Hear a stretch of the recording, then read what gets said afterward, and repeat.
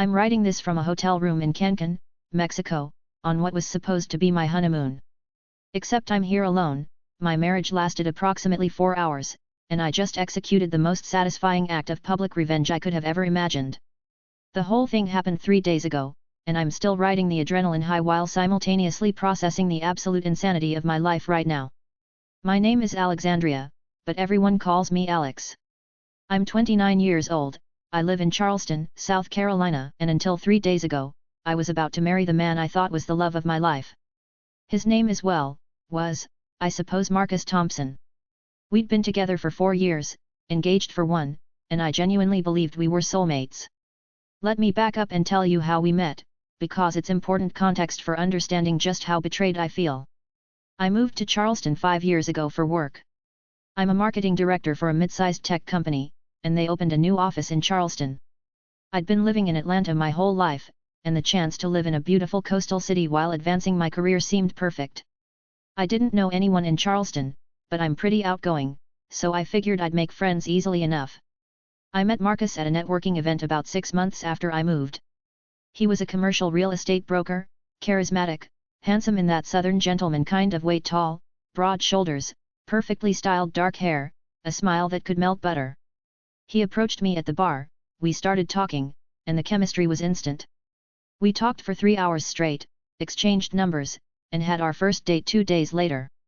The first year of our relationship was like something out of a romance novel. Marcus was attentive, thoughtful, and made me feel like the most important person in the world. He'd send flowers to my office for no reason, plan surprise weekend getaways, cook me dinner after long work days. He introduced me to his family early on. His parents, Robert and Patricia Thompson, lived in Charleston, as did his younger brother, Kyle, and his sister, Madison. The Thompson family was old Charleston money. Not obscenely wealthy, but comfortable in that generational wealth kind of way. They owned property all over the city, had connections everywhere, and were very involved in the Charleston social scene. Patricia sat on the boards of multiple charities, Robert was semi-retired from the family real estate business, and the whole family had this polished, picture-perfect quality. I'll be honest, I was a little intimidated at first. My family was solidly middle class from Atlanta. My dad was a high school teacher, my mom was a dental hygienist. We were comfortable but not wealthy, and we definitely didn't have society connections. But the Thompsons were welcoming, or so I thought. Patricia hugged me the first time we met and said, "Marcus has told us so much about you. We're so glad he found someone who makes him happy." Over the next few years, I became integrated into the Thompson family. I attended their Sunday dinners, went to charity galas with them, spent holidays at their sprawling historic home in downtown Charleston. Marcus's sister Madison and I became close friends, or again, so I thought. We'd get coffee together, go shopping, have girls' nights. She was my maid of honor, for God's sake. Marcus proposed to me on a sunset sailing trip in Charleston Harbor. Exactly 3 years after we started dating. It was beautiful, romantic, perfect. The ring was gorgeous, a 2-carat diamond in a vintage setting that had belonged to his grandmother. I cried, said yes, and immediately called my parents. My mom cried too. My dad said, "If he makes you happy, that's all that matters." The wedding planning process was intense. Patricia, my future mother-in-law, basically took over. She had opinions about everything: the venue, the flowers, the menu, the guest list. At first, I appreciated the help. I didn't know Charleston's wedding vendors, and Patricia had connections everywhere.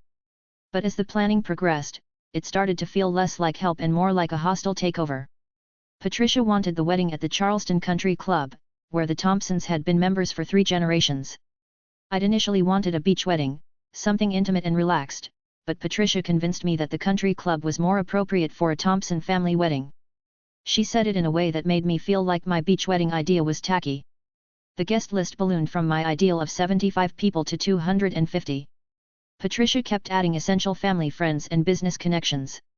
My own guest list, my family and friends from Atlanta, ended up being less than a quarter of the total attendees. I felt like I was being absorbed into the Thompson family machine, losing my own identity in the process. But I told myself it was fine. This is what you do when you marry into a family, right? You compromise. You blend. And Marcus seemed happy with all of Patricia's planning, so I went along with it. The wedding was set for the first Saturday in October, peak Charleston wedding season. We'd booked the country club a year in advance, hired the top wedding planner in Charleston, another Patricia connection, and spared no expense. The budget was astronomical, nearly $120,000. Marcus's parents insisted on paying for most of it, which I appreciated, though it also made me feel like I owed them something. About 3 months before the wedding, I started noticing some changes in Marcus. He was on his phone more, texting constantly. He'd step out of rooms to take calls. He was working late more frequently, coming home after I'd gone to bed. When I asked about it, he said he was closing a big deal, that work was crazy, that it would calm down after the wedding. I believed him because I wanted to believe him. Because I loved him. Because we were about to get married and I was planning our future together. 2 months before the wedding, I was using Marcus's iPad to look up a recipe while he was in the shower. His messages synced to the iPad, and a text notification popped up from a contact saved as JG, client. The preview said, "Can't wait to see you tonight. Wear that thing I like." My stomach dropped. That was not a client message. I clicked on it without thinking, and suddenly I was reading through weeks of messages between Marcus and someone named Jessica. Flirty messages, explicit messages, messages about meeting up at hotels. Messages talking about how complicated things were, how he couldn't wait to figure things out, how she was more understanding than Alex. I felt like I'd been punched in the stomach. I couldn't breathe. I stood there in the kitchen, holding this iPad, reading message after message that proved my fiancé was cheating on me. When Marcus got out of the shower, I was sitting on the couch with the iPad in my lap. He took one look at my face and knew. "Alex," he started. "Who is Jessica?" I asked, my voice surprisingly calm. He went pale. "I can explain." "Who?" "Island. Jessica." He sat down, ran his hands through his still wet hair, and said, "She's someone I work with." "It's not what it looks like." "It looks like you're having an affair," I said.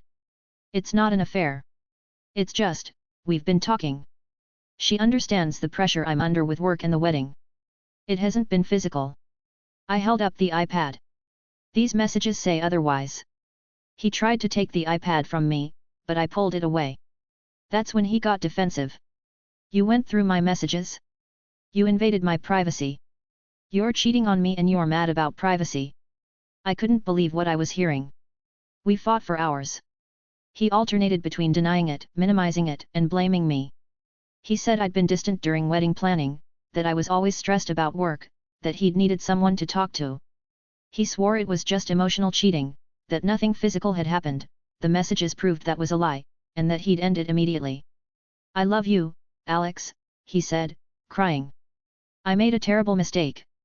Please don't throw away 4 years over this. We can go to counseling. I'll do whatever it takes. I should have ended it right there. I know that now. But I was 2 months away from a $120,000 wedding with 250 guests. My dress was altered. The invitations were sent. My family had booked flights and hotels. And Marcus was sobbing, begging for forgiveness, swearing it would never happen again. So I made the biggest mistake of my life, I stayed. We went to 3 counseling sessions. Marcus swore he'd cut off all contact with Jessica. He showed me his phone whenever I asked, though I later realized he'd probably just gotten a burner phone. He was extra attentive, bringing me flowers, planning date nights, being the perfect fiancé. I convinced myself we could recover from this, that every relationship faces challenges, that the important thing was that we were working through it. My best friend, Keisha, who'd flown in from Atlanta to help with final wedding preparations, pulled me aside 1 week before the wedding. "Alex, are you sure about this? You can still call it off." "I'm sure," I lied. "We worked through it. It's fine." "If you're sure," she said, clearly not convinced. "But just know that if you need an exit strategy, I've got your back." I hugged her and said I was fine. But I wasn't fine. I was having panic attacks at night, checking Marcus's phone obsessively, replaying those messages in my mind. But the wedding train had left the station, and I didn't know how to stop it. The week before the wedding was chaos. Out-of-town guests started arriving. We had the rehearsal dinner at a fancy downtown restaurant, another Thompson family production. Patricia gave a speech about how blessed the family was to welcome me, how Marcus had finally found his perfect match. I smiled and nodded and felt like a fraud. The night before the wedding, I stayed at a hotel with my bridesmaids per tradition. Marcus stayed at his parents' house. I couldn't sleep. I kept thinking about those messages, about JG, client, about whether I was making a catastrophic mistake. At 2 in the morning, I almost called it off. I had my phone in my hand, ready to text Marcus that I couldn't do this. But then I thought about my parents, who'd traveled from Atlanta. My grandmother, who'd flown in from Arizona. My aunts and uncles and cousins. The Thompsons, who'd paid for most of this wedding. The 250 guests. The $120,000 price tag. I put the phone down and tried to sleep. The wedding day was perfect, at least from the outside. October in Charleston is beautiful, warm but not hot, blue skies, a gentle breeze. The country club looked stunning. Patricia and the wedding planner had transformed the ballroom with thousands of white roses, crystal chandeliers, and elegant table settings. I got ready with my bridesmaids in the bridal suite. Hair and makeup took hours. My dress was a custom gown from a Charleston designer, strapless, fitted bodice, flowing skirt with a subtle train. It was objectively gorgeous. I looked beautiful. But when I looked at myself in the mirror, all made up and dressed in this $1,000 gown, I felt numb. "You look like a princess," Madison, Marcus's sister and my maid of honor, said. She hugged me. "My brother is so lucky." If only she knew, I thought. The ceremony started at 5 o'clock. I walked down the aisle on my father's arm, past 250 faces, toward Marcus waiting at the altar in his tuxedo. He was crying. He looked genuinely emotional, genuinely happy. Maybe he really had changed, I thought. Maybe we really could make this work. We said our vows. Traditional vows, nothing personalized. Patricia had insisted that the Thompson family used the traditional Episcopal ceremony, and I hadn't fought her on it. Marcus slipped the wedding band on my finger. I slipped his on his finger. The officiant said, "I now pronounce you husband and wife." Marcus kissed me, and everyone applauded. We were married. The cocktail hour was in the club's garden. Champagne flowed, hors d'oeuvres circulated, string quartet played. I smiled and greeted guests and felt like I was watching myself from outside my body. Marcus kept his hand on the small of my back, playing the role of devoted husband. We took endless photos with our families, with wedding party, with random guests. Then we moved into the ballroom for the reception. It was 7 o'clock, the sun was setting, and the room looked magical. Our wedding planner had orchestrated everything perfectly. We did our grand entrance, our first dance, the father-daughter dance, the mother-son dance. Everything was going according to plan.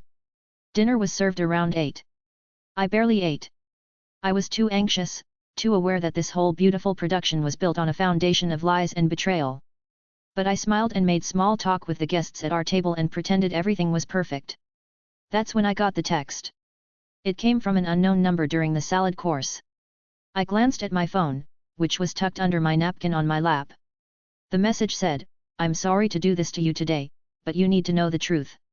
Check your email. A friend." My heart started racing. I excused myself to the bathroom, which was conveniently off the main hallway away from the ballroom. I opened my email with shaking hands.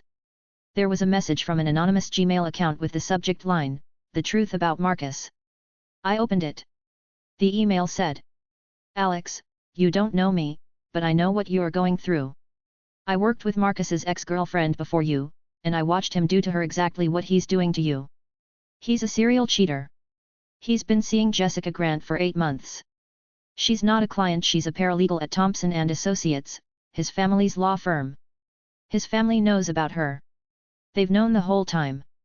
They've been covering for him because they wanted him to marry someone from a good family and you fit the bill. I've attached proof. I'm sorry. You deserve better." Attached to the email were screenshots.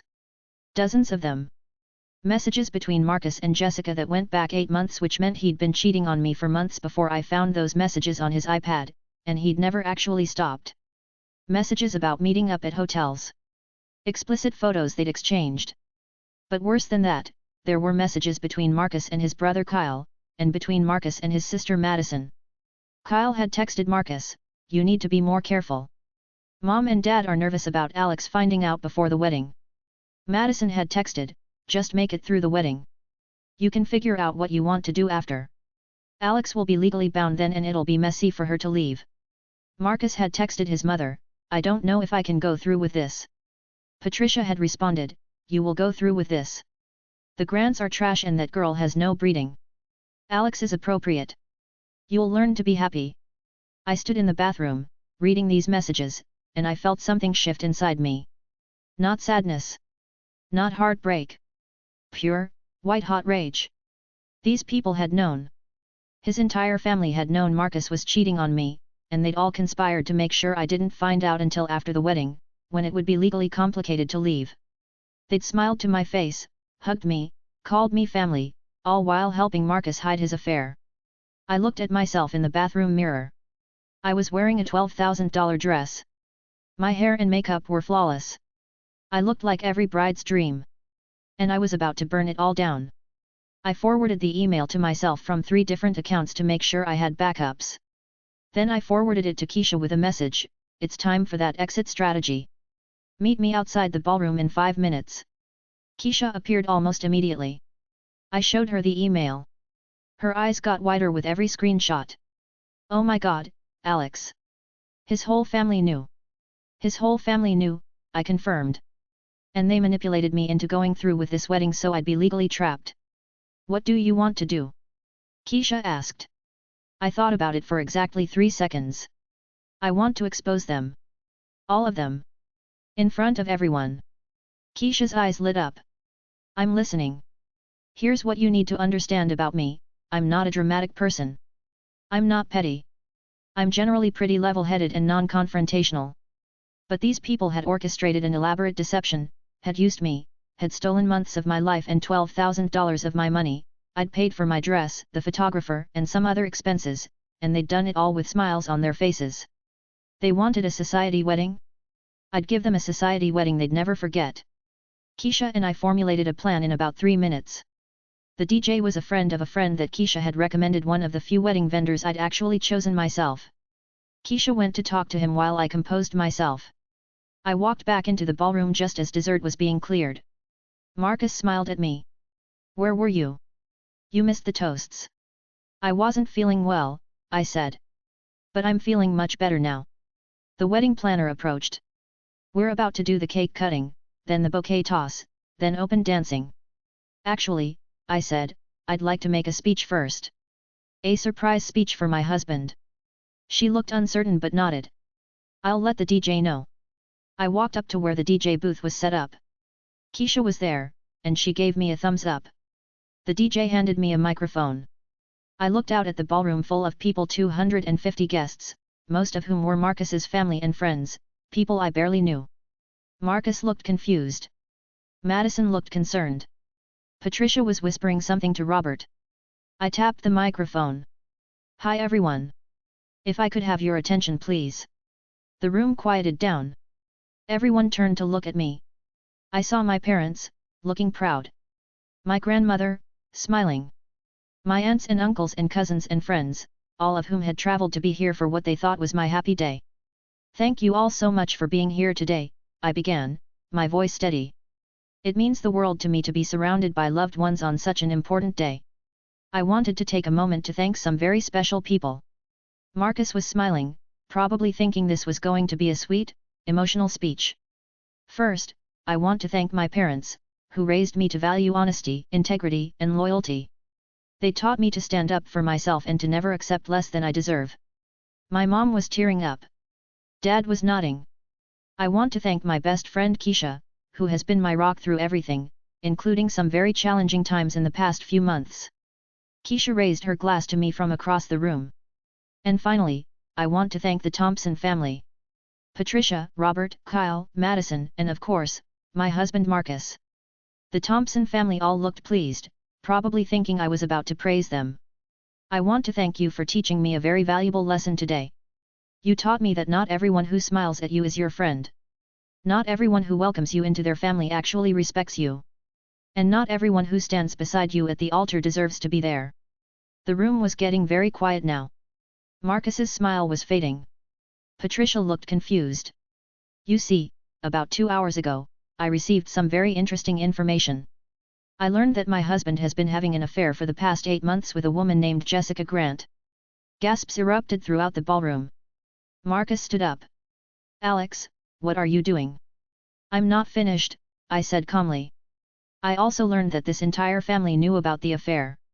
Kyle knew. Madison knew. Patricia and Robert knew. They all knew Marcus was cheating on me, and they all conspired to hide it from me until after the wedding, so that I would be legally bound to him and it would be more difficult for me to leave. The room exploded. People were talking over each other, turning to stare at the Thompson family. Patricia's face was bright red. Madison looked like she wanted to disappear. I have proof, I continued.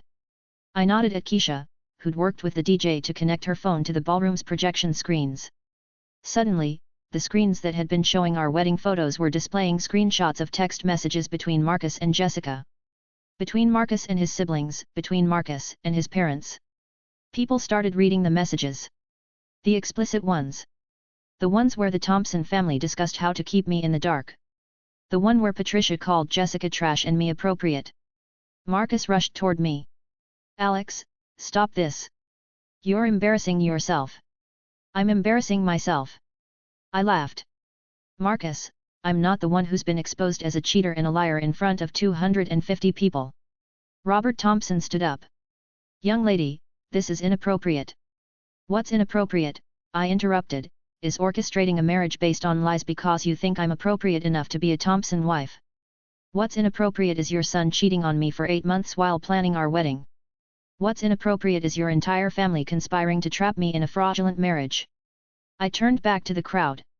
I apologize to all of you for the deception. You came here in good faith to celebrate what you thought was a real marriage between two people who love each other. But this marriage is a sham. And I will not spend one more minute pretending otherwise. I pulled off my wedding rings and set them on the head table. Marcus, these belong to you. Or maybe to Jessica. I don't care. Our marriage is over.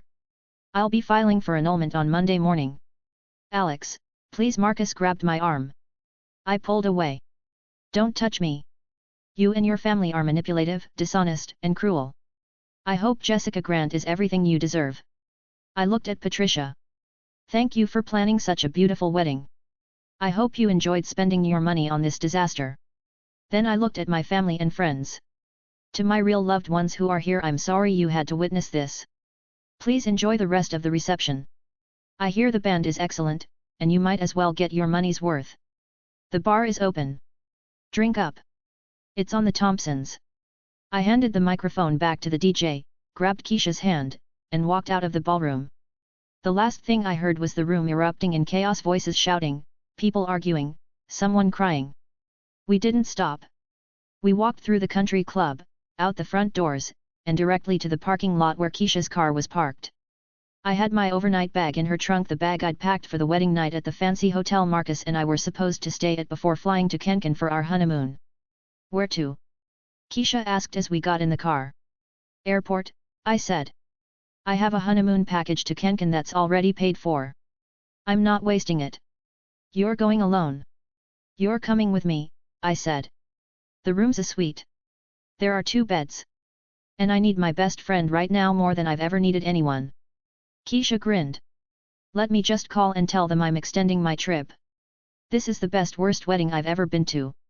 We drove to the airport, still in our bridesmaid dresses, Keisha was wearing hers, and caught the last flight to Cancun that night. The gate agent took one look at us, me in my wedding dress with mascara running down my face, Keisha in her purple bridesmaid gown, and upgraded us to first class without saying a word. On the plane, I turned off my phone. It had been buzzing non-stop with calls and texts from Marcus, from the Thompsons, from various wedding guests. I didn't care. I ordered champagne and toasted with Keisha. To the shortest marriage in history, I said. To your freedom, Keisha countered. And to the most epic wedding exit I've ever witnessed. We've been in Cancun for 3 days now. The resort is beautiful. We've been drinking margaritas on the beach, getting massages, and processing everything that happened. I finally turned on my phone this morning and found hundreds of messages. Marcus has called 83 times. His messages range from apologetic, please call me, we can fix this, to angry, you humiliated me and my family, to desperate, I'm sorry, I love you, please come home. The Thompsons have threatened legal action, though I'm not sure what they think they can sue me for. Telling the truth isn't illegal. But the best messages are from wedding guests. People I barely know have reached out to say they were proud of me for standing up for myself. Several women have messaged to share their own stories of being manipulated by the Thompson family.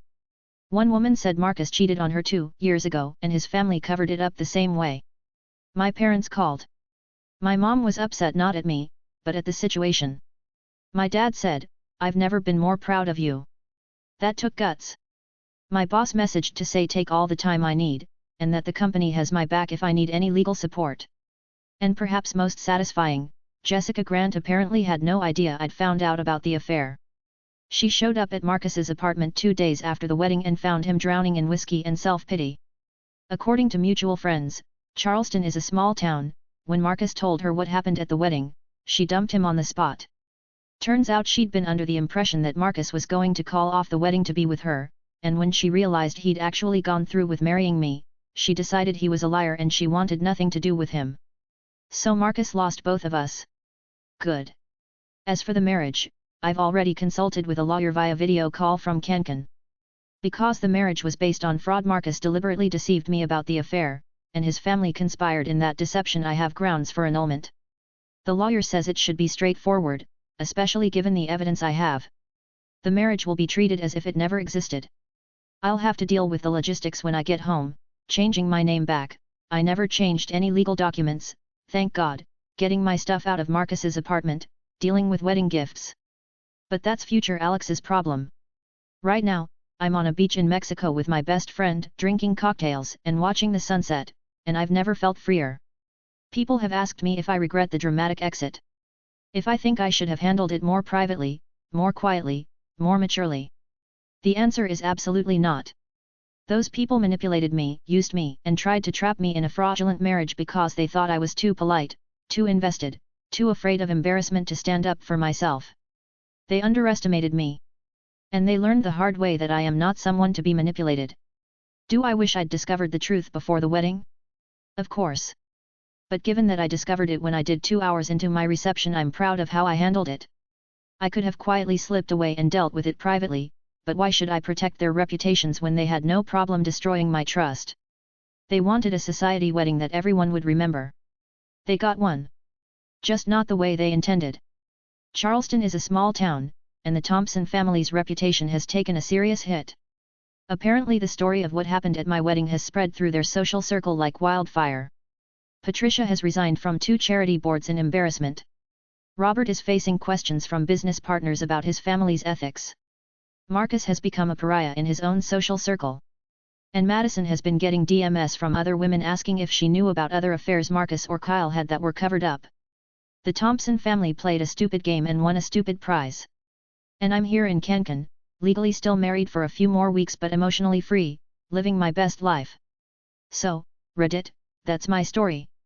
The story of how I exposed my cheating fiancé at our wedding reception, revealed his family's conspiracy, and walked out on my marriage 4 hours after it began.